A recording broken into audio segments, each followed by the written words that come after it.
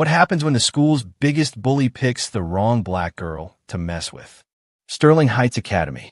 Private, prestigious, and if you ask the right students, exclusive in all the wrong ways. It was a place where last names mattered more than first impressions, where who you were wasn't half as important as who you knew. And on a crisp Thursday morning, Sterling Heights was about to learn a lesson it wouldn't forget. It started like any other day. Chapter 1, The Setup. Amara Johnson rounded the corner on the second floor, backpack slung over one shoulder, earbuds in as Kendrick Lamar's lyrics fueled her brisk pace. AP Calculus in 5 minutes. Quiz coming up. Zero time for distractions. But fate, or maybe something Messier, had different plans. Because there he was, standing dead center in the hallway, like a scene straight out of a corny villain movie, was Preston Langston. 6 feet 2 inches, blonde hair that was probably professionally maintained, muscles carved from years of football, and a grin that made most of the girls swoon, though not for the reasons they'd admit out loud. Preston was the king here, or at least he thought he was. And today, his sights were locked on Amara. She didn't need to hear his voice to know where this was going.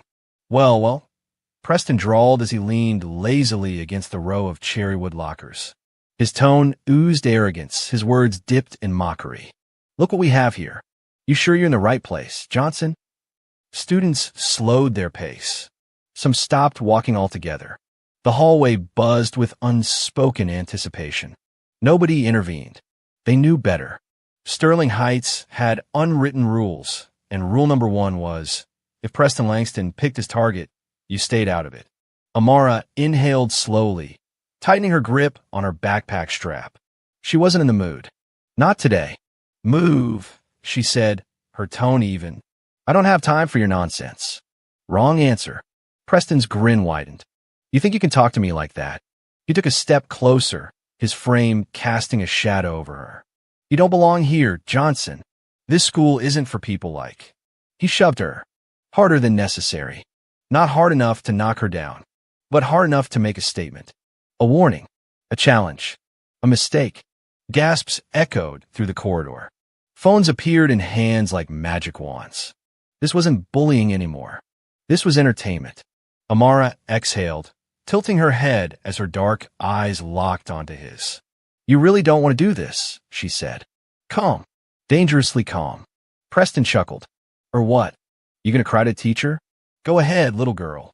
And then he shoved her again, harder this time. Amara sighed. That was it. He'd asked for it. She dropped her backpack in one swift movement. Before Preston could blink, she grabbed his wrist, pivoted her hips, and flipped him over her shoulder like he weighed nothing. He hit the ground with a sickening thud. The hallway went silent.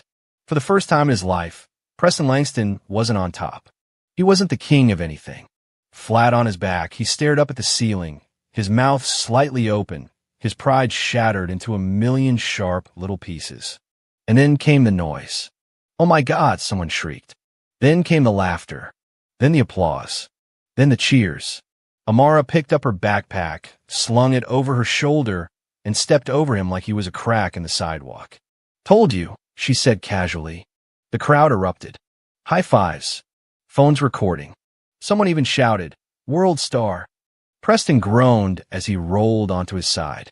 His face flushed deep red. His fists clenched so tight his knuckles turned white. This wasn't over. Not even close.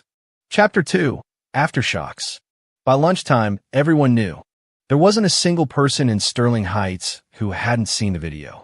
Amara flipping Preston Langston had gone viral on every social platform. And the caption? Rich kid gets wrecked by black girl at elite private school.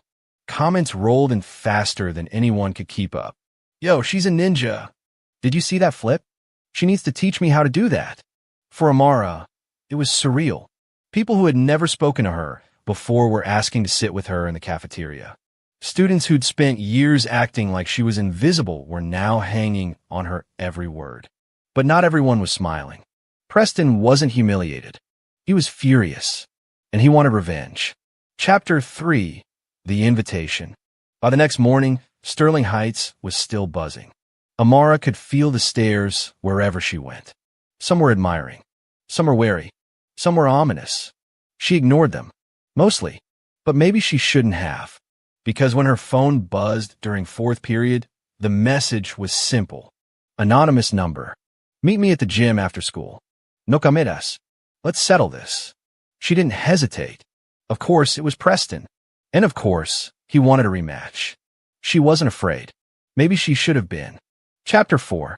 The Gym. Sterling Heights Academy's gym was massive. High ceilings, gleaming floors, championship banners swaying from the rafters. At 4:15 p.m., it looked empty. Emphasis on looked. Amara stepped inside, her sneakers squeaking faintly on the polished wood. The door slammed shut behind her. She wasn't alone. Big mistake coming here, Johnson, came Preston's voice. He stepped out from behind the bleachers. And he wasn't alone. Behind him were three guys. Jace, Ethan, Marcus, his boys. Big, loyal, dumb as bricks. 4 against 1. Cute. You must really be scared of me, Amara said, crossing her arms. Preston's face twitched. Shut up, he snapped. He took another step forward, his eyes darker, meaner. This isn't about fear. It's about respect. No, Amara said calmly. It's about revenge. Preston smirked. Call it whatever you want. Just know when this is over, you'll never forget your place. Her stomach twisted at those words. She'd heard them before. For people like him. People who thought they owned places like Sterling Heights. People who thought she didn't belong. She took a breath. Steady. Focused. Preston swung first. Sloppy. Wide. Full of rage. No control. She dodged easily. Amateur. Then Jace lunged. She ducked, swept his legs out from under him. He hit the floor with a grunt. Ethan came next. Tried to grab her from behind. Bad idea. She drove her elbow into his ribs. Hard. He doubled over, gasping. Marcus hesitated. Big mistake. She pivoted, kicked him square in the chest. He flew backward like a rag doll. 3 down. 1 left. Preston's face was pure fury now. He rushed her. Desperate. Wild. Weak. She dodged every punch. Then, bam. A quick, powerful kick to his gut sent him staggering. She grabbed his collar. Slammed him to the floor. Hard. He lay there, stunned. She crouched next to him, her voice low and dangerous. Don't ever touch me again. Chapter 5. The Shift. The gym was silent. Preston groaned, rolling onto his side. His boys still lay on the ground, defeated. Humiliated. Again. By morning, Sterling Heights had a new queen. No one feared Preston anymore. They feared Amara. No one whispered behind her back. They whispered about what she might do if you cross her. And Preston?